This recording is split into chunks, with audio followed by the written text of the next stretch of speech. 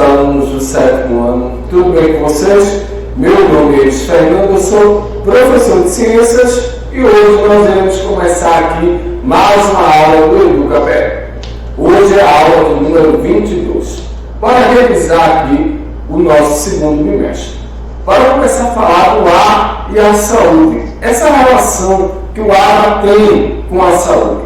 Dentre as principais causas das mortes, em decorrência, é claro, da poluição atmosférica, podemos destacar os acidentes vasculares cerebrais, que são doenças cardíacas e doenças respiratórias.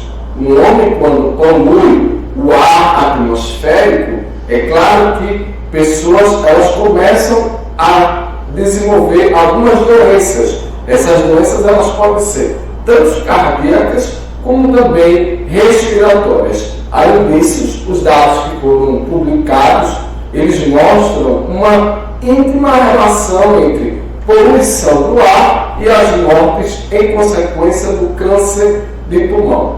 Ou seja, se você vive em um ambiente em que o ar ele está poluído, você está ali a vencer de pegar alguma doença que esteja relacionada com a poluição do nosso ar atmosférico.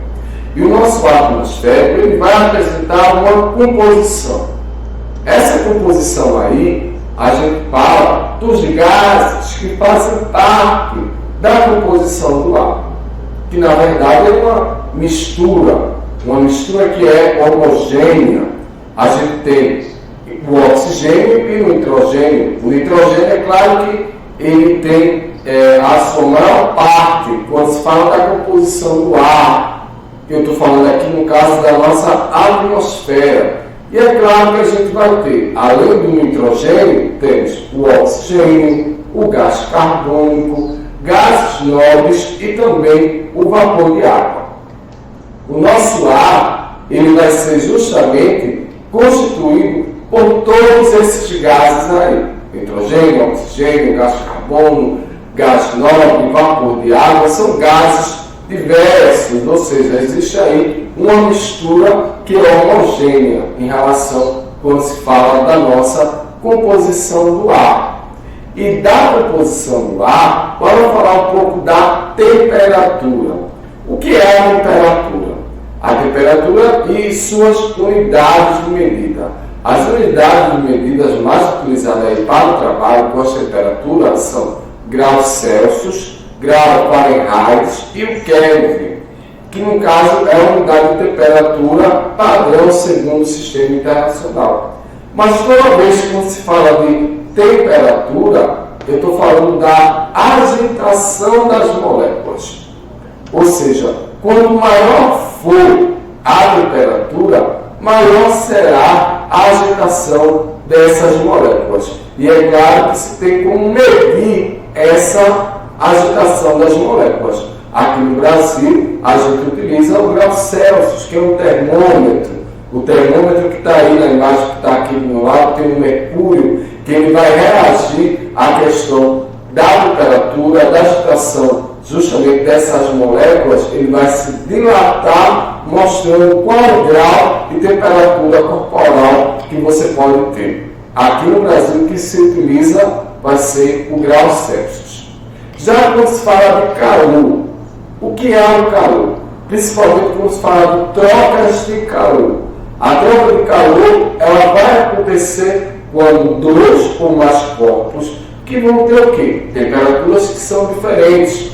Eles vão ser colocados em contato em um mesmo ambiente, ou seja, pode estar ali no mesmo ambiente ou num sistema isolado. O que é que acontece com o calor?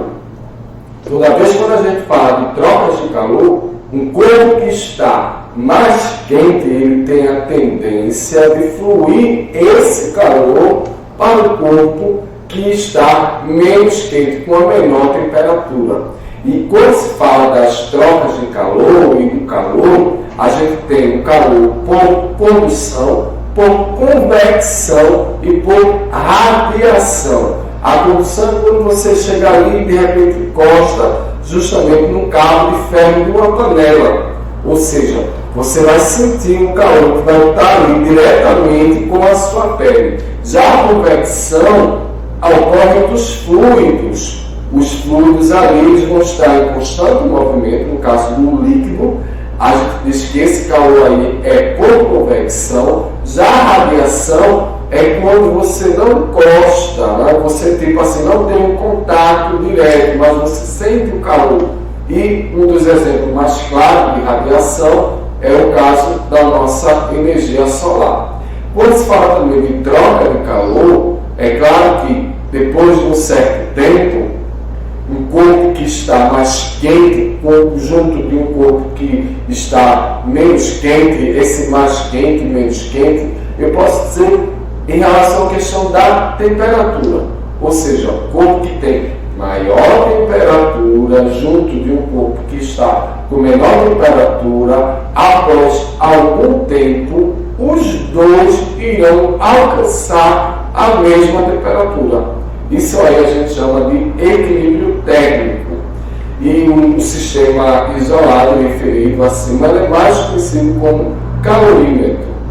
O equilíbrio térmico, que é também chamado de equilíbrio termodinâmico, é quando dois corpos ou substâncias atingem ali a mesma temperatura. Olha aqui na imagem do lado, o que eu tinha falado para vocês. Uma extremidade aqui bem quente, ou seja, que está com o calor, ou seja, a extremidade mais quente ela vai passar para a extremidade que é menos fria, que está ali uma extremidade fria, até que ambos tenham a mesma temperatura. E quando isso acontece, os dois corpos que encontram-se ali na mesma temperatura, acontece o que a gente chama de equilíbrio termodinâmico. E o calor? O calor, pessoal, ele quando entra em contato com algumas substâncias, ele pode dilatar essas substâncias. Ou seja, alguns materiais eles irão aumentar de tamanho. Olha só essa figurinha que está aqui do meu lado, essa chave que dá para você observar que tem um homem que está tentando ali, de certa forma, ter aquela porta daquele parafuso. Ele tenta rodar aquela porta e não consegue. Aí o amiguinho dele chegou lá e colocou um fogo, ou seja, o fogo que ele tem a energia térmica, aqueceu a porca ela aumentou o tamanho, que é justamente a dilatação térmica do sólido. Quando ela aumentou o tamanho, ele conseguiu tirar ali da tarraxa.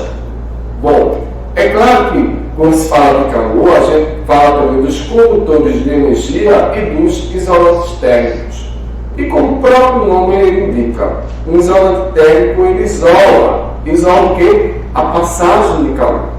E os mais utilizados são plástico, borracha, madeira, lã e isopor, dentre os outros. No nosso cotidiano, que a gente pode observar aí, que eu coloquei na imagem, observe que ele tem aí uma panela. Tá? E aí você vai utilizar o quê? Uma colher de madeira, não uma colher de metal. E para pegar na panela, é claro que você vai proteger a sua mão para não queimar. Porque aí, aquele calor que se passa, lembra que eu falei para vocês, o calor de condução, se você não proteger a sua mão, você vai queimar a sua mãozinha. E, por sua vez, os condutores térmicos, eles vão facilitar a passagem de calor, pois possuem grande condutibilidade térmica. O condutor térmico mais comum é o metal, ou seja, nesse exemplo, ele está bem claro aí para vocês. A colher de madeira como o isolante e a colher de metal como o condutor, ou seja, condutores e isolantes térmicos. Agora, bora falar um pouco sobre impactos ambientais e catástrofes naturais. Um desastre natural ele vai ocorrer tal como um sismo, um desabamento, um furacão, uma inundação, um incêndio ou algum dos outros fenômenos naturais e provoca diretamente ou indiretamente danos à propriedade. A imagem que eu coloquei aí, quando se fala desses impactos ambientais, observe que a gente tem uma árvore que ela está muito bonita do seu lado aqui esquerdo. Já do lado direito já tem uma imagem de uma terra que é bastante aquecida, que não tem água, não teve chuva, e aí a temperatura ela está muito acima. Quando a gente fala disso, a gente fala dos impactos ambientais que são provocados justamente pelo aumento da temperatura média global da Terra, que é justamente causado pelo efeito estufa. O efeito estufa é um efeito que ele é natural.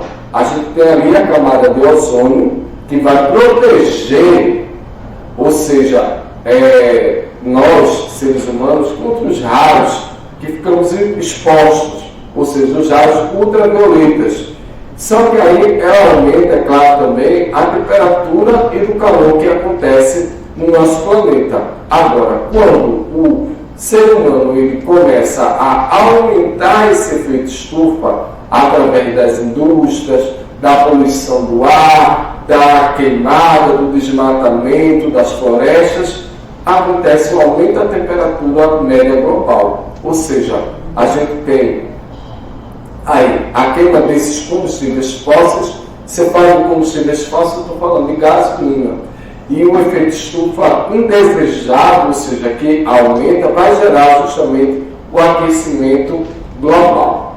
Hoje a gente viu um pouco sobre os conteúdos que a gente viu no segundo bimestre, que é a aula do número 22. E a gente agora vai se encontrar na próxima aula do EducaPR.